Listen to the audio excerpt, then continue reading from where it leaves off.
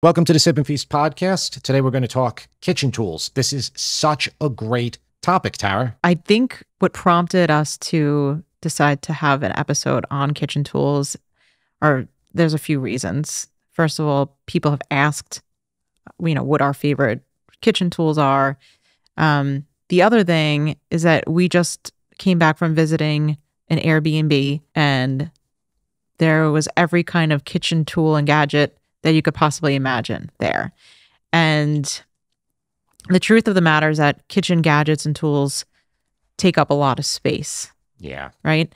And, we're kind of in a world now that's, I don't know, it's kind of trendy to be on the more minimalist side. There's a lot of people who are not having upper cabinets put in their kitchens anymore. I love that look. I like it too. It's very clean. But the less space you have, or the less storage space you have, the less kitchen tools and gadgets that you have room for. For sure. And yeah, I absolutely love that look of if we ever redo our kitchen, we'll do that. Mm-hmm. First of all, it's cheaper too. It is. You're eliminating all the uppers. As far as minimalism goes in the kitchen, I've always been a minimalist. Mm-hmm. We'll get questions, where's the garlic press? Or do you use an air fryer? Can I make this in the Instapot? And yeah, for the most part, most of my answers are always, of course, you can use a garlic press and you can use any of those kitchen tools. But the question is, do you really need them? If I have to pull something out onto the counter, then I kind of don't want to use it. Don't go any further, because Okay. I thought it would be kind of fun to start off with like a little game here. So we all know the story. Oh, if you're stranded on a deserted island, what are the 3 things you would bring with you? So I was thinking we could tailor this to if you were stranded on a kitchen island. I like it. What are the 3 essential tools that you would need, or that you would choose to have with you? And then I think after the game, then we'll go in and we'll just talk about every kitchen tool imaginable.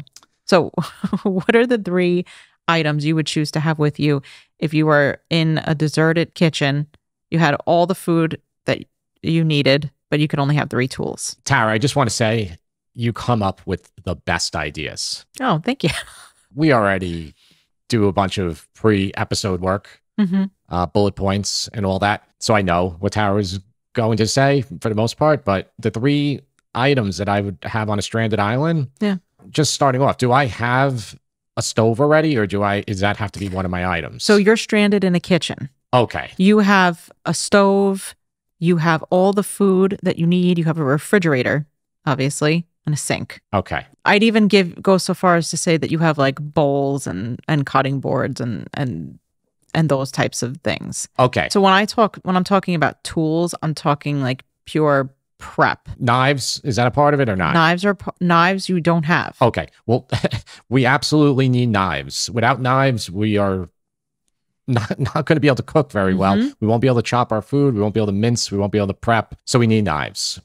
Now, can I have multiples of each one of my categories? No. It's 3 items. So you need a chef's knife then. I'm doing this because I want to prove a point. Yeah. I have a feeling I know what you're going to say. Yeah. And while we do talking points and bullet out what we're going to talk about, I know this is a complete surprise to you. You didn't know I was going to spring this little game on you. So chef's knife for sure.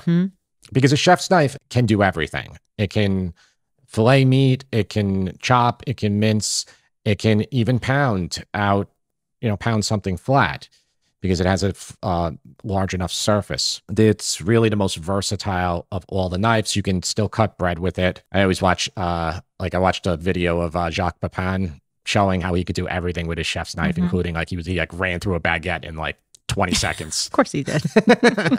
So yeah, chef's knife for sure.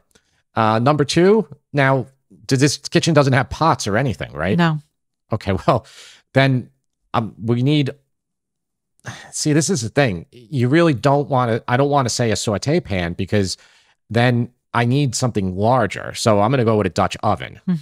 Is that... You knew I was going to say that? Yes. Yeah, because then I can still saute in it, but I can also boil in it, and I can braise, and I can do everything in it, which you can't do in just a flat fry pan, saute pan. Okay. So it's definitely a Dutch oven. And you thought you know all three of them that I'm going to choose, huh? Now you already said cutting boards. So cutting boards. You have cutting boards. I Like already have that's cutting like, boards. I would include that in the surface of the kitchen that you're in. Yeah. I mean, the last one is going to be spoons. Now, is that what you thought I was going to say, or was it going to be tongs? It's really a toss-up. To be honest, in this regard, I think we got to go with tongs. Tongs can stir, Yeah. but a spoon can't tong. You know what I'm saying? Is that a verb? Think about it. Like I can pull out a whole pound of pasta with tongs, and I do it all the time. That's right.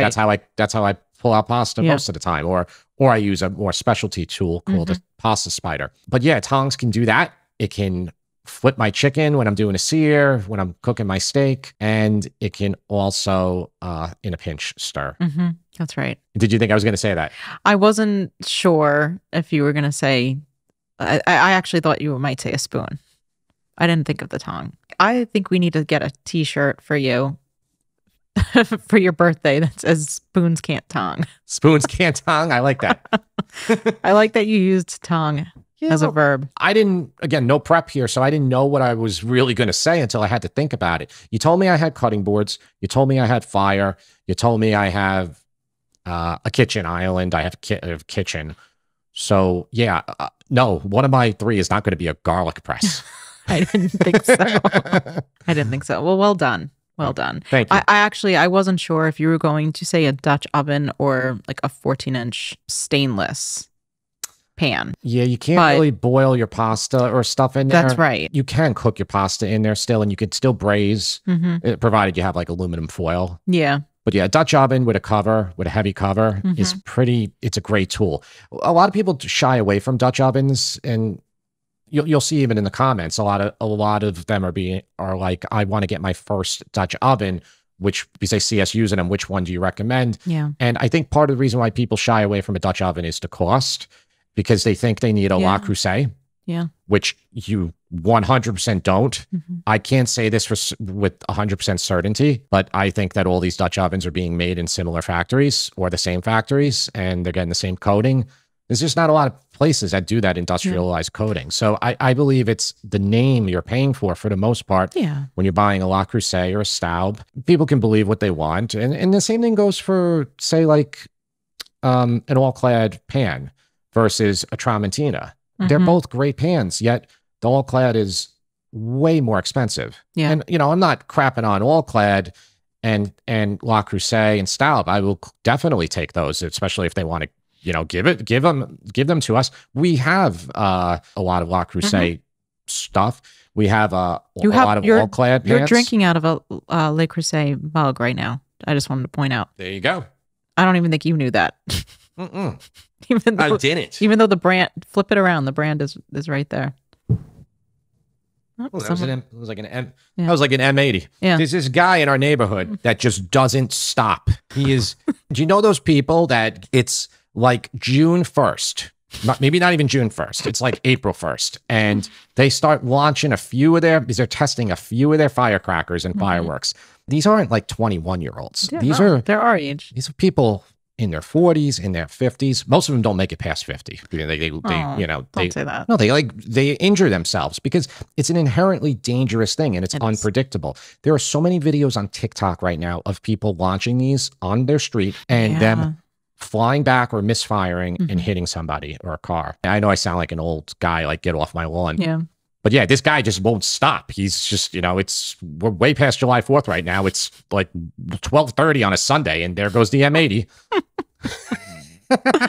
So listen, if you love fireworks, firecrackers, and you're getting upset with me right now, that's fine. We have a difference of opinion. I like to watch them from a very safe distance. I like to watch professionals use them. Yeah. Like, what is it, Gucci or Grucci, right? The Grucci show that they've been having for like over 100 years. Yeah. It makes me scared when they're happening very close to our home, especially after watching that video where somebody launched it and it went up and then it came down, but didn't ignite till it came down. I remember when an older neighborhood that we were in Farmingdale, one of the kids used to launch them, and then the next day we'd have like hundreds of them on our lawn. We lived about 5 houses from him. So, Yeah. and we didn't have a pool back then, but I imagine a bunch of people had a lot of surprises in their pool. Lots of debris and, you know. Let's move on. I'm going to steer you towards True North once again. Yeah. Well, we could do a whole firework episode if you want. I don't think anybody wants to hear a firework episode from two Yankees. Anyway.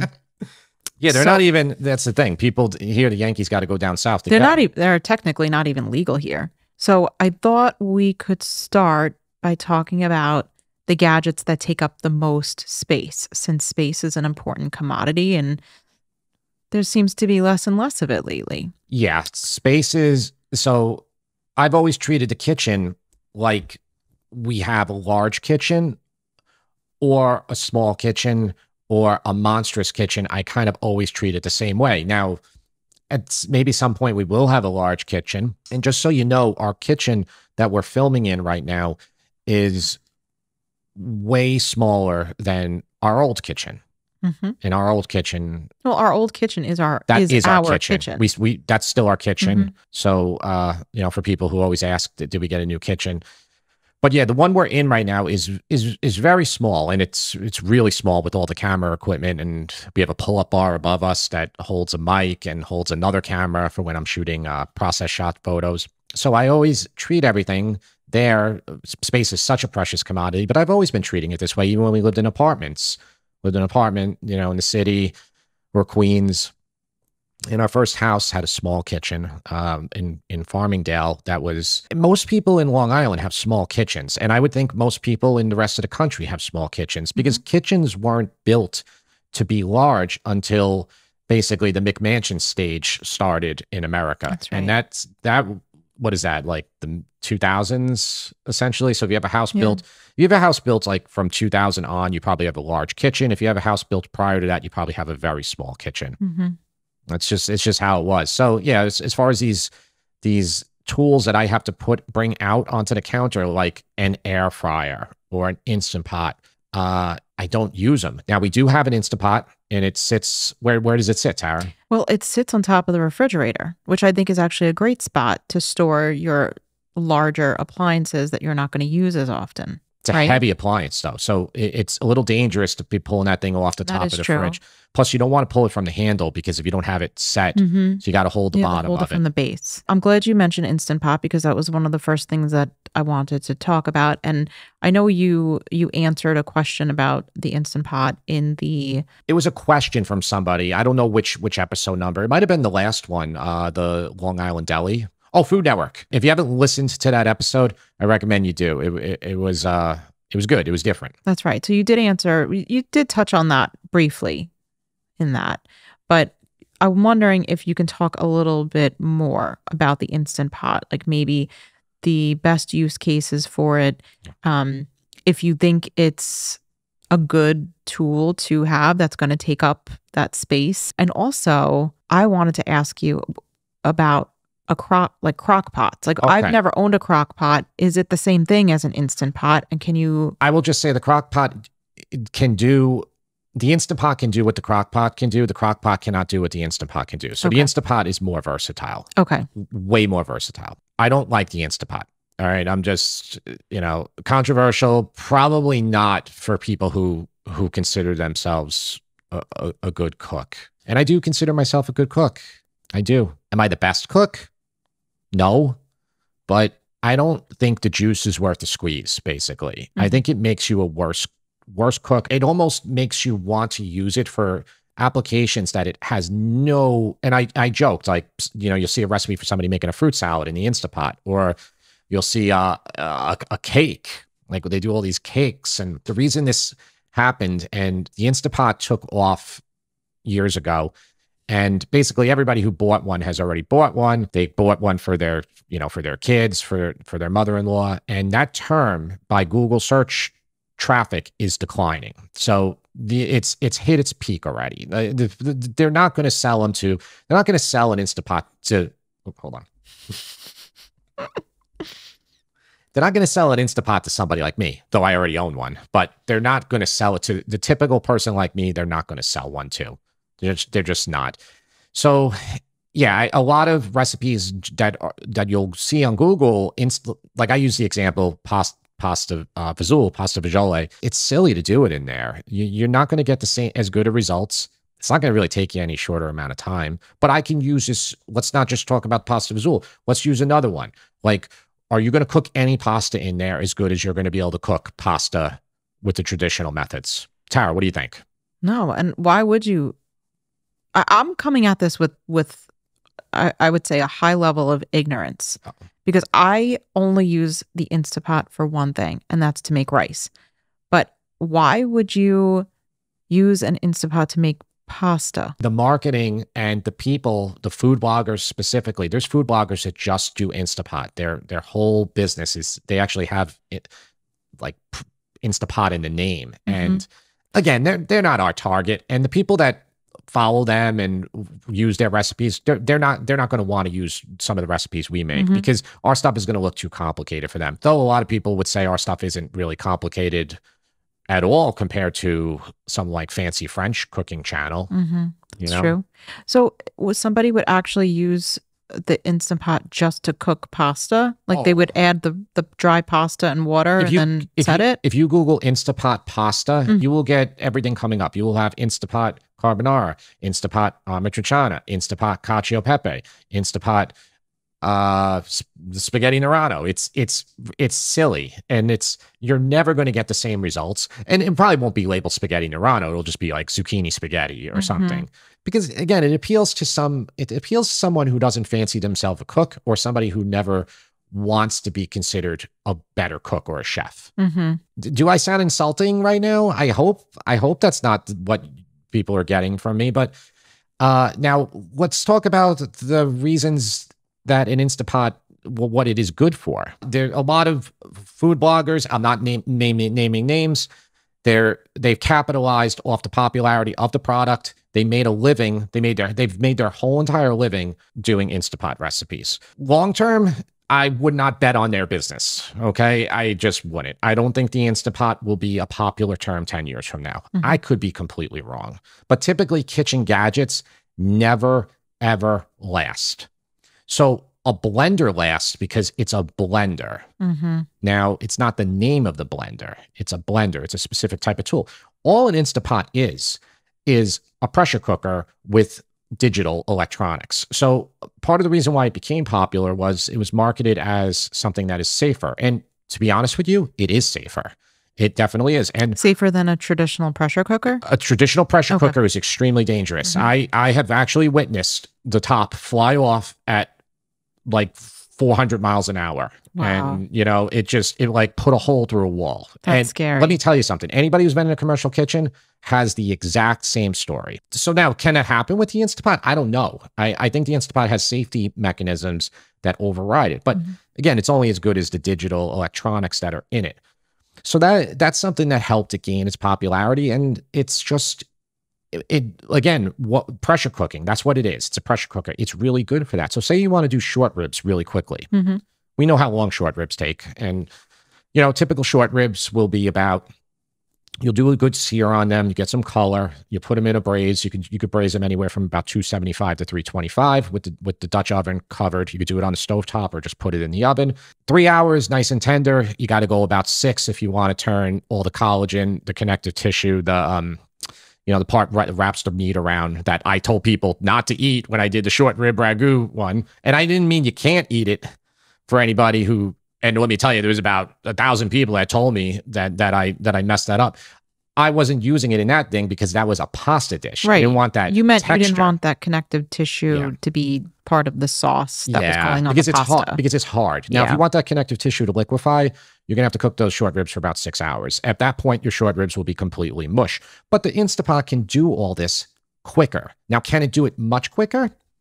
I don't know, because you have to, again, for the Instapot, you got to use that little tiny pan. So say you have 10 short ribs.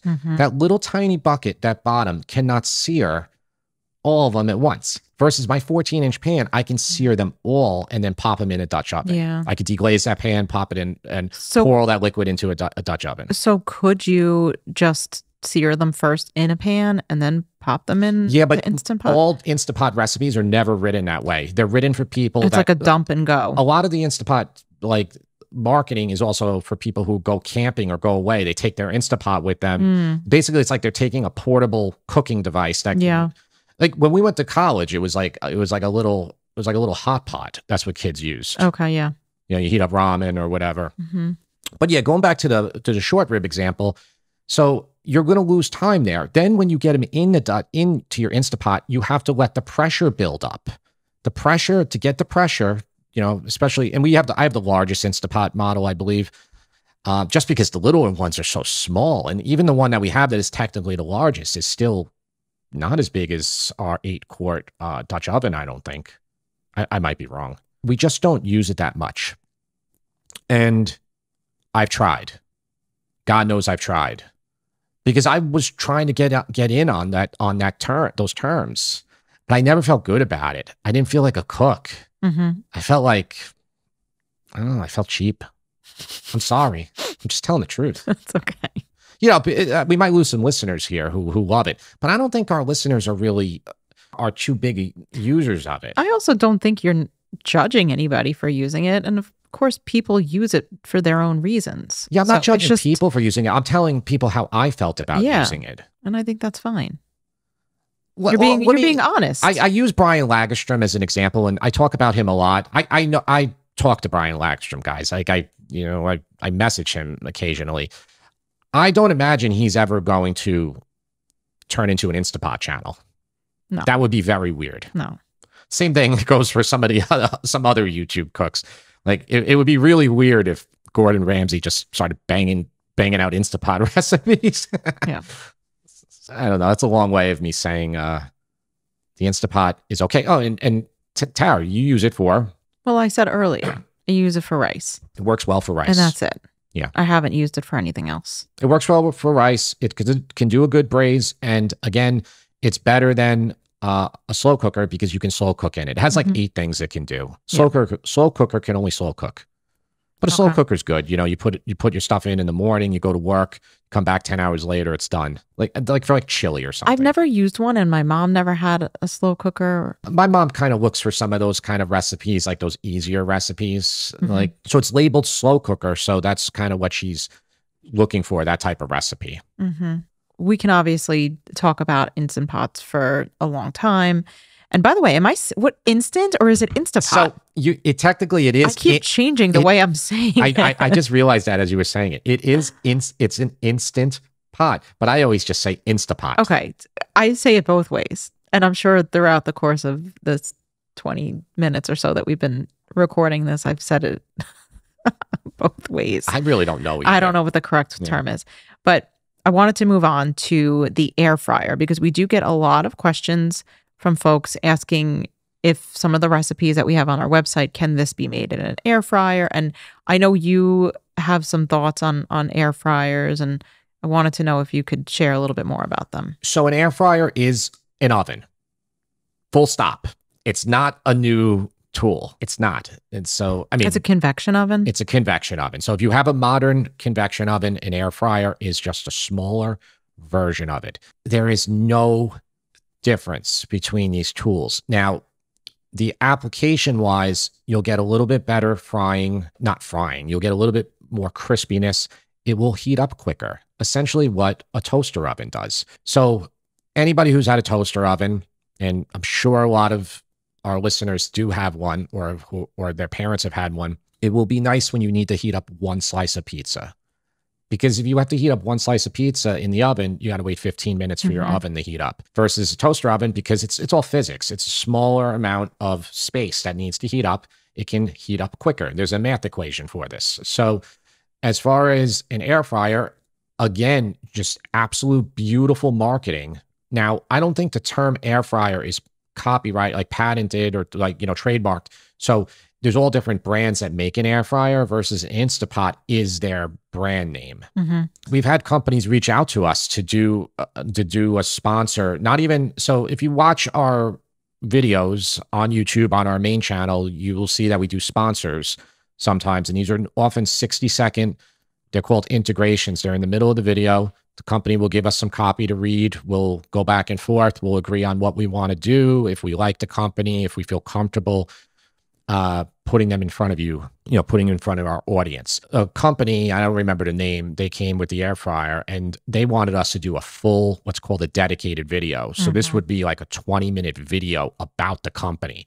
So we said no because it wasn't a company we really knew too well. It wasn't Samsung or LG, which I know both make air fryers. Yeah, I also think it wasn't even that. I think it just didn't align with our brand, really.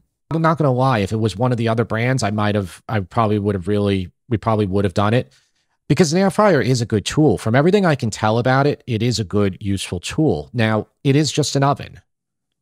So you're not gaining space with an air fryer, because what's happening now is you have an oven and now you're having another smaller oven that's on your countertop, but it is faster. And so say you want to do 12 wings, you put them in the basket. Modern ovens now, like modern convection ovens, they'll give you a bigger basket and they'll say this is their air fryer attachment, because they're trying to get in with the rise of the term. Now that term air fryer, I believe, also has topped out and is going down. So I look at terms a lot, because for our website, I have to know what's trending, what is starting the trend, what's on the move. Trends start and die much quicker now than they used to. A lot of this is because of TikTok. I was going to say TikTok. They just, what happens? They exhaust things quickly. So it gets in front of everybody. People get bored. They move on to the next one. Right. Most of these things are not evergreen where they last too long. But air fryer is a good tool. It really is. I think we should get one. All right. Note it. We're growing a ton of zucchini in the backyard. Ton. At one time I had like 90 flowers. So frying them, I can do them in oil, obviously, which is the superior way, but I wanted to test them out in the air fryer. I was going to, because when I do zucchini flowers, I don't stuff them normally with it. It's a big mess. If you have like 50 flowers and you have to stuff them with like a ricotta cheese mixture, and they don't even need that. They don't. You just make a batter. So the same batter that you do for the fried zucchini. So it's like kind of like a wet, like a beer batter almost. And then you just put the zucchini flour in there, and then you fry it in olive oil. Yes, in olive oil. And then right when it comes out, you put flaky sea salt on it. Delicious. The best thing. It's one of the best things you'll ever have. But in order to make them, you kind of got to grow zucchini. Some stores will sell them. But I don't even think stores have them. I think you'd have to go to a farmer's market. A farmer's market. They like wilt so quickly. They have to be picked that morning.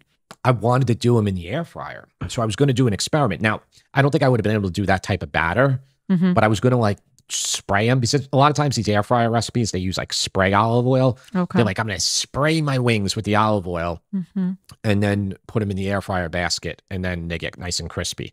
So I was thinking it would be really good for the zucchini flowers. It would have been an experiment. Yeah. See, I would like to do some videos like that on YouTube, just experimental videos. Yeah. Often, like one of the video experiments I thought of would just be like James just kind of just picks what I have to make. Now I know the Food Network, which I was bashing the other day, has multiple shows about this, right? Yeah, don't they? Chopped. Chopped, is that what it is? Yeah. I'm so ignorant. I'm like, oh, Tara, I came out with a new idea. Yeah, no. You're like, it's been on Food Network for 15 years. Yeah. I came out with this new idea. I'm going to make my hair spiky, and I'm going to go to all different diners, dives, and drive-ins, and I'm going to bring a camera crew. Oh, it's so original. Tara, I just want to say again, I really like this episode. I know, you seem so like a kid in a candy store. I get excited, and I hope that translates to our listeners. If they're not excited about listening to the next episode of the Sip and Feast podcast, we are not serving them. That's true. We're not serving them. That's true. They can go listen to some other podcast if we're not entertaining them. Well, I find you entertaining, but that's because I'm stuck with you. So you already talked about air fryers. What do you think of deep fryers? Are they worth it? Should they take up space on your counter? I feel like we spoke about this on one of the episodes, but we did have a pretty large deep fryer with 2 baskets, and it was great. It's great the day you're using it, and then when it's over, you're like, oh, what am I, now I gotta, so you say you do like fish and chips. You're not going to save that oil. If you are going to save that oil, you got to strain it and get it into a container that's airtight. It's going to stink up your whole house. By the way, if you're going to do fish and chips, I just recommend you just do it outdoors to begin with. unless you got some crazy good exhaust vent. And so we were stuck with this oil, and you're getting all the residue from all the frying, and you're kind of left in a situation where, was it worth it? And when I would eventually clean that oil out, which you really need to do it that day or a day later, then you have to clean the actual where the oil went in. You can't just leave that machine. So it's actually like cleaning a deep fryer in a restaurant. Yeah. Which was not a fun job. So would you say you're just better off using a deep pot or Dutch oven to do your frying? Absolutely. Okay. That's what I thought. Yeah. I mean, and I don't recommend you do too much frying, or unless you're going to want to start getting a stomach like me. So let's move on, because I wanted to talk about some of the other appliances, kitchen gadgets, tools that take up a lot of space. One is a food processor. And do you find that the food processor is necessary, or can the chef's knife just get all that chopping done? The chef's knife can absolutely get all that chopping done, but a food processor is an awesome tool. And you can see the older videos when I would do stuff that involved a lot of chopping. People, they'd be like, why don't you get a food processor? So I finally bit the bullet, and I've had them. Like, we had one when we were younger. I don't know what happened to it, but now I had a smaller one. I got it. I believe it was an 8-cup, and I bought that one when we were doing the Pizza Gana. Or Pizza Cina, Pizza Guyana, or Pizza Rustica. I just have to say all 4 names because everybody knows it as something different. Yeah. I bought it then when we were doing the dough. And then since then, we've done so many desserts, and the desserts have really proliferated on our site. So basically any dessert, when you're doing short crust pastry, yep. Pasta frolla in Italian. That's what you need. And, you can do it all by hand, but what a pain. And then, take it back to pesto, which we just put on the site. And I did the pesto trapanese for the YouTube channel.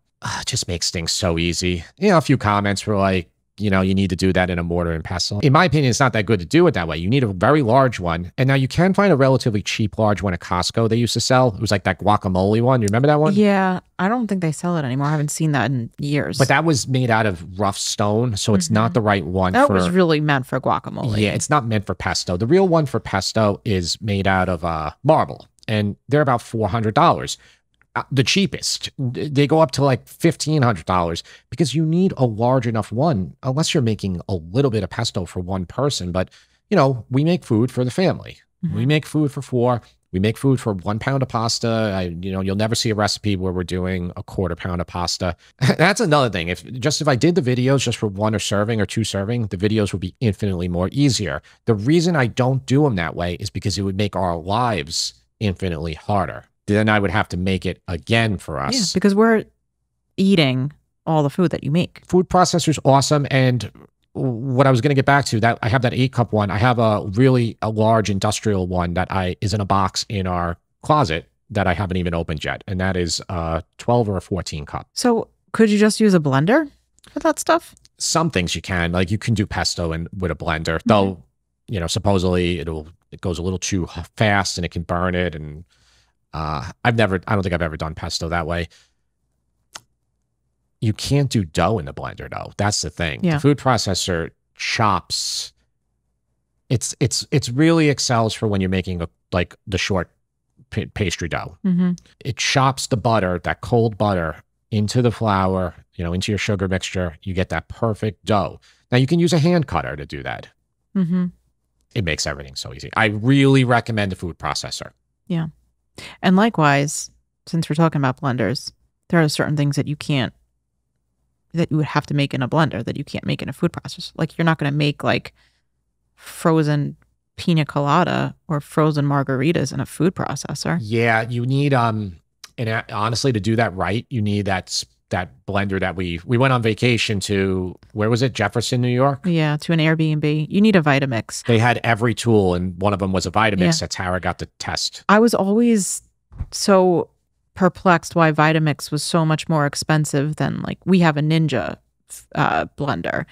And then I used the Vitamix, and I was just like, wow, this is really awesome. And now I see what the big deal is. Add it to the list.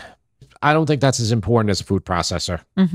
So, and it's funny, most people have a blender, but they don't have a food processor. Yeah. It really should be the other way around. You think? I do. Because what are you doing with the blender? Making a shake? Yeah. Smoothie? I know those are popular now, but there's plenty of people that have gone their whole life without ever having a smoothie. Are you one of them? No, I hate to say I'm not, but I would say probably a large portion of our audience are those people. You know? You're probably right. The next appliance takes up a ton of space, but I think is so important or so helpful if you like to bake. And that's the stand mixer. We have the KitchenAid. There's other brands of stand mixers, but what are your thoughts on the stand mixer? So the stand mixer is an amazing, useful, awesome, great tool. Now, that being said, it's expensive. And I know why people don't want to buy it, because it's a large outlay for something that they think they're not going to use too much. And they might not use it too much. Now, the funniest part about it is when I went through the 200 pounds of flour, learning how to, make the New York pizza dough, which we spoke about in the New York pizza podcast episode, that was all done by hand. And we had the mixer the whole time. Tara's had it for years. I bought it for her years ago. For Christmas. Way before we started Sip and Feast or anything. That was for cookies. But yeah, I didn't want to do the pizza dough with it because I wanted to do what everybody else could do. So I wanted to do everything by hand. That all being said, if you can afford a mixer, I really recommend you do it, because, you can look at my pizza dough recipes and, kneading doesn't have to be. This is the thing with recipes. A lot of recipes will say you have to knead for 9 minutes, and if you don't do that, the recipe's ruined. That's not the case. You have to understand feel of the dough, and if you're a really strong person and you can knead fast, it's gonna take you way quick, a much shorter time than someone who's weak. But it's still work, and the KitchenAid can just get you to that stage with pizza dough in you don't even need to. The recipes will complicate it. They'll be like, put it on number 1.5 and then raise it to 4 after 2.5 minutes. You can just dump all the stuff in, everything right in the KitchenAid, turn that thing on level 2. 5 minutes later, you have a strong dough. You can let it go 6 or 7 minutes. Can you over knead your dough in a KitchenAid? Yeah, you can. In my experience, that's difficult to do. There's one other use case for the KitchenAid stand mixer that I thought would be helpful to mention, because we used it for making cannoli dough. Yes. It's the pasta attachment, right? Is that the part that we used? We didn't even get into the homemade pasta. Homemade pasta is ridiculously hard without a KitchenAid. So that rolled out sheet that you're talking about. We used a sheet attachment, which you would use for lasagna or making pappardelle. Yes. We used it to make cannoli. That's right. Yeah. So if you want to make pasta, they have the pasta attachments, which are probably worth getting if you're getting the KitchenAid anyway. We just really briefly touched about what a KitchenAid can do with fresh homemade pasta. We're going to do a whole episode, maybe multiple episodes devoted to pasta, meaning homemade pasta and dried pasta, utility of which one is better and all that. So we'll just save that for that other episode. So you have a lot. I can tell by looking at it, we probably have only done about half the list there. Yeah. What are some of the other ones quickly? So there's the ones that I had on my list to talk about were garlic press, citrus squeezers, waffle maker and pizza iron, espresso machines, Chemex, French press, Keurig, drip, induction versus gas versus electric, ice cream maker. I mean, the list can go on and on. So being that we're limited by time, I think we can certainly hash out some of those in a Patreon episode, which I think, if you're enjoying this topic and you want to listen. Yeah, we're going to continue this on the Patreon. The Patreon comes out twice a month. So that's the deal there. Patreon has become the podcast. It's just become more episodes of the podcast. Love doing it. Maybe a little bit more free flowing, I guess, than this one. It's a little more informal. No video. It's just no video. Just audio just on audio. Patreon. Yeah. We'll talk more about this. There's too many left to go over. There's too many, but really quick, I wanted to talk about the waffle maker and the pizza iron. We just got back from our trip. We stayed at an Airbnb. They had a waffle iron there. I had never used a waffle iron before, and I was making the waffles so easily. And I said, I really want one of these. They do take up space, but I'm going to make my argument for the waffle iron and for the Petzl iron. So for those of you not familiar with Petzl, they are really thin, crispy waffle-like cookies that normally you'd find around the holidays, right? We have a recipe for it on our website. Yeah. So my argument in favor of the waffle iron and the Petzl iron is that you can't make waffles or Petzl without the iron. It's not something that you can duplicate without the iron. That's right. Does that make sense? That's right. Mm-hmm. Yeah. And what can you also do with the Petzls? Oh. Yeah. Oh, yeah. Because you just mentioned you mentioned the cannoli. Yeah. So cannoli are really, really labor intensive. They are really hard to make. The shells, the cannoli filling, super easy, but the shells. Well, the filling's easy as long as you can get impastata. Yes. That we'll save that for another episode. That's another episode. We're going to do an episode where we talk about the desserts. Yeah, and probably the Italian pastries. Multiple and ones. I mean, you could have an entire podcast just devoted to that. But the cannoli shells are really difficult to make. So what you can do if you want to take a shortcut is you can make Petzl batter, and you can just when your Petzls come off the iron, they're still kind of soft and malleable. So you could really just shape it using the cannoli form, the metal form, into a cannoli shell. Yeah. And then once it cools, it's hard and together. It's definitely. And it's so they look good. They look good. And you could also much easier. You could also make sandwiches. Yeah, we did that too. With the double Petzl with the cannoli cream. Yeah. The other thing is, so the standard Petzl recipe uses anisette, right? Anise oil, yes. Yeah. So that's the standard Petzl, which is very typical. It's how everybody makes them. But you can change your Petzl recipe and put Marsala wine in it, which is what is the typical ingredient in a cannoli shell. So you can which will give it that color, a little bit flavor difference. So you can kind of flavor them that same way. That's right. Now, a cannoli shell is still better. Now, listen, if you really want a cannoli shell, just go buy cannoli shells from a bakery. The bakery will probably sell them to you. Yeah, they sell the shells. Then you can pipe them yourself. Because the whole thing about a cannoli that makes a cannoli special is it doesn't matter if it's the best place in the world, the best bakeries, and there's tons of Sicilian bakeries here in Long Island, and there's even more in the city. They sell it to you and they pipe it in, and they're like, you really need to eat that right away. It's not like you buy it from them and you wait 5 days to eat it. It doesn't matter if it's the best cannoli in the world. It will be soggy and it won't be good. So it's really all about timing, and you can do the timing yourself then if you make the shells or if you buy the shells, or take the easy way out and make the Petzls. Yeah, that's so good. We got to stop filming these, or we got to stop recording these podcasts when I haven't eaten. I know. I'm so hungry too. I'm very hungry. Well, that's what the problem was when we were talking about the deli, the Long Island deli one. Yeah, my stomach was growling. That was like, if any of you have ever read the Game of Thrones books, which Jim and I read them way before HBO even got a whiff of. Yeah, because we're better than you.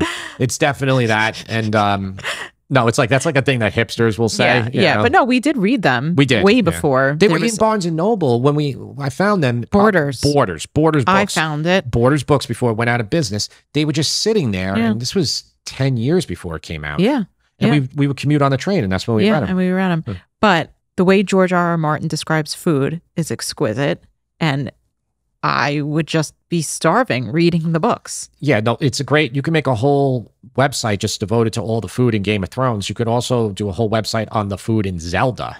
That's right. If you have a son or daughter who plays that game, or maybe it's not your son and daughter, maybe it's you.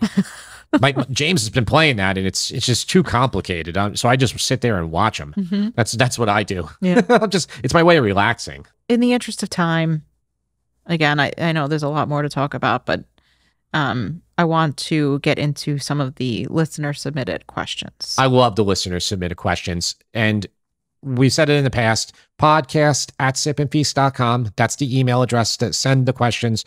You can also send them in Instagram. You can send a video message. And if you want your full name, your first and last name, just tell us and we'll do it.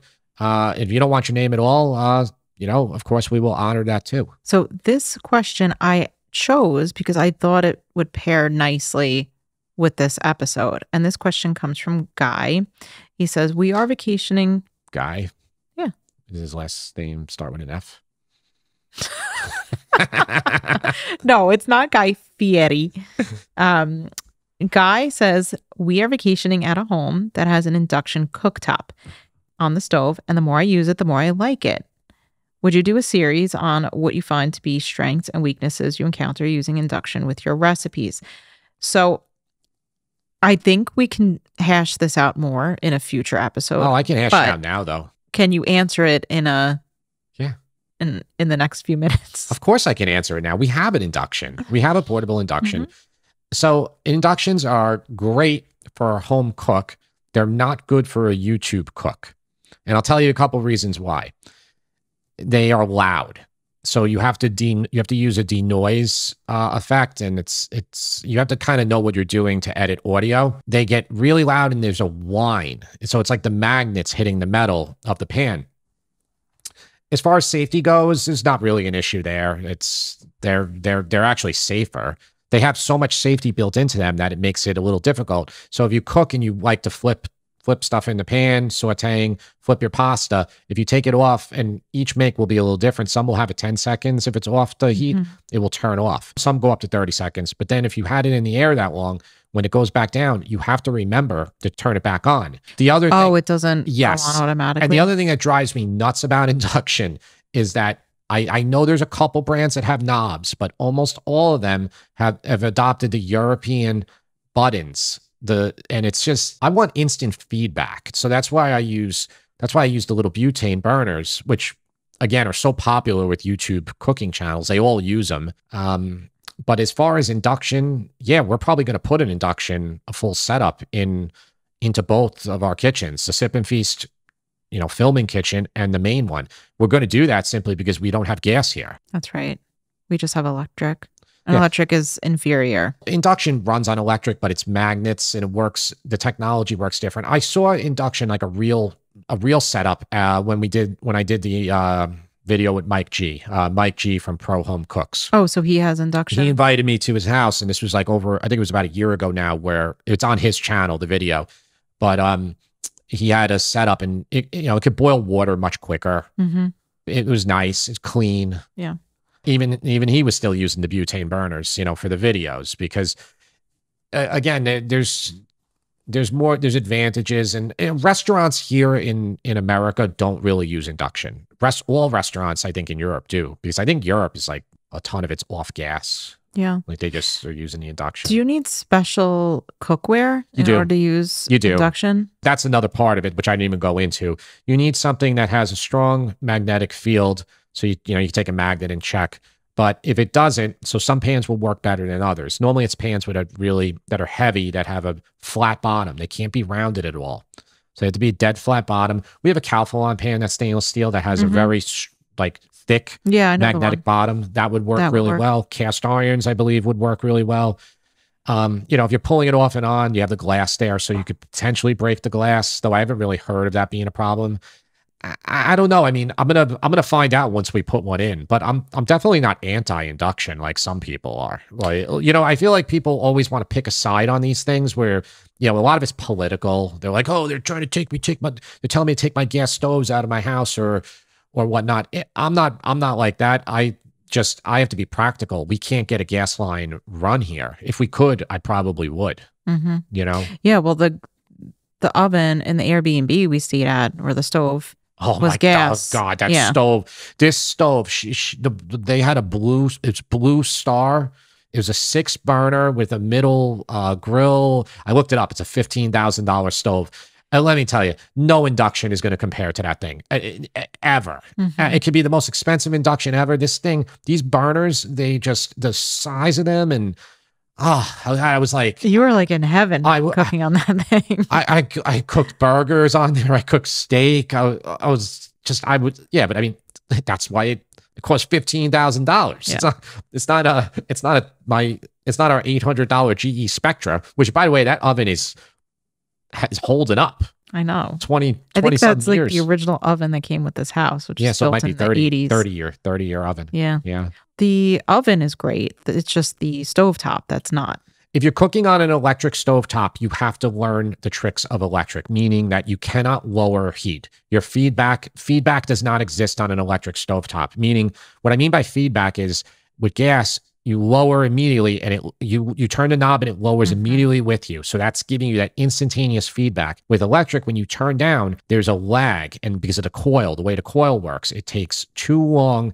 And if you need to cool something, if it's burning, you need to get that pan off of that burner. It's really hard to cook scrambled eggs on an electric stove. You really got to master the art of sliding the pan over, and you should have a little bit of water next to you so you can kind of splash it in. Yeah. And I always recommend this, even in our videos. It will lower the temperature of your pan really quickly. Yeah. Say like you're burning onions or garlic and you're doing a little saute.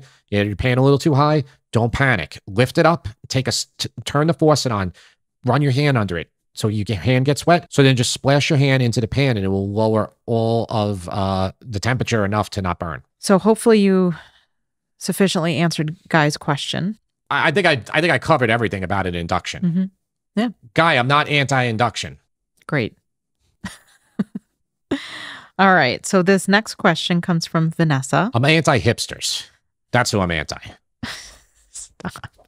Everybody who watches this channel knows that. All right. So this is from Vanessa. Vanessa says, when I watch your video and other cooks on TV, your herbs, such as parsley and basil, look clean and dry.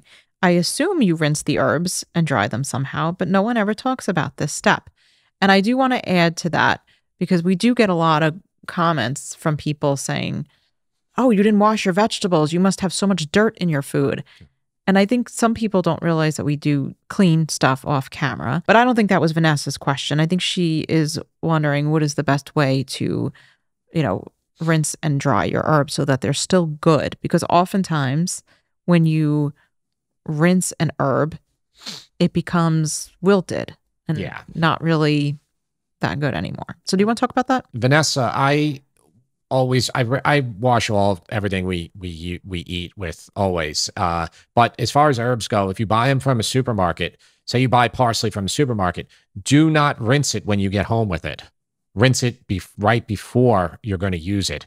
If you rinse it when you get it home, it will be, and you don't dry it off properly, you're going to put it back in the fridge. It's going to just become a wet green pile within a couple days, depending on how fresh the parsley is.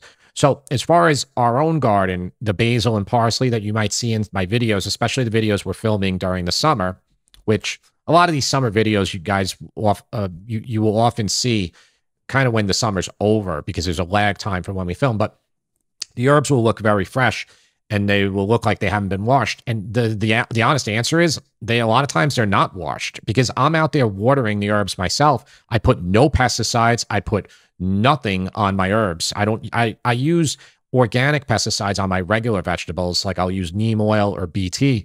For herbs, I don't do a thing. Maybe I use a tiny bit of soapy water in a spray bottle to keep the parsley caterpillars. I hate them. Like, keep them off my parsley.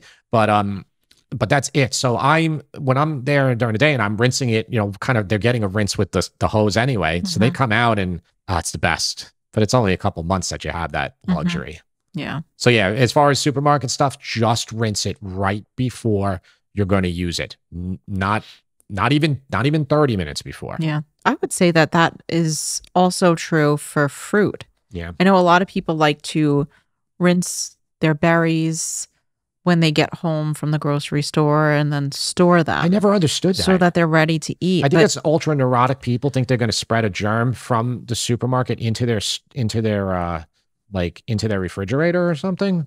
I don't know. I don't know why. Maybe they think it's convenient when you just wash everything when you get home and then you store it. And I mean, some people are crazy with what they wash. Like, if you do that, if you do rinse strawberries, they're going to not be good the next day. No, don't do that. Don't wash anything that has a hard outer shell, like a lemon or anything. You don't have to wash that anyway. I mean, some people wash their avocados. My mom washes them. And why would you wash an avocado? You're never going to eat that part of the avocado. Because the knife, when you slice it, the knife pushes the bacteria in. That's crazy. So you say you don't wash lemons. Linda, you're crazy. I do wash lemons. Especially if I'm going to, first of all, if you're going to zest a lemon, you don't wash it. You absolutely should. Yeah, but I'm using the lemon. Okay. I don't wash it too well if I'm going to zest it because it won't zest if it's wet. I take a damp towel and I dry it. I like clean it that way. Okay. All right. So it's still getting But washed. I don't see a purpose for an avocado. That'd be like, do people wash bananas? That's insane. I don't know. Watch, we're going to get so many comments. They're going to be like, I wash my bananas all the time, Jim. I don't know. I would wash a lemon if you're going to put a slice of it in your drink. I would too. Okay. But you just said I don't wash my lemons. So I mean, when I'm not using lemons really for that. I use lemons for when I need lemon juice and I'm just juicing it. But when you slice it, you're slicing whatever's on the outside of it is going to the inside. Wow. Well, we can agree to disagree. Yes. Let us know. Are you Team Tara or Team Jim? I don't want people to get the wrong idea. I wash everything. You don't wash your bananas. Like, clearly, we know how you feel about that. Well, thanks for listening and leave your questions to podcast@sipandfeast.com. And we'll see you next time. Thanks for listening.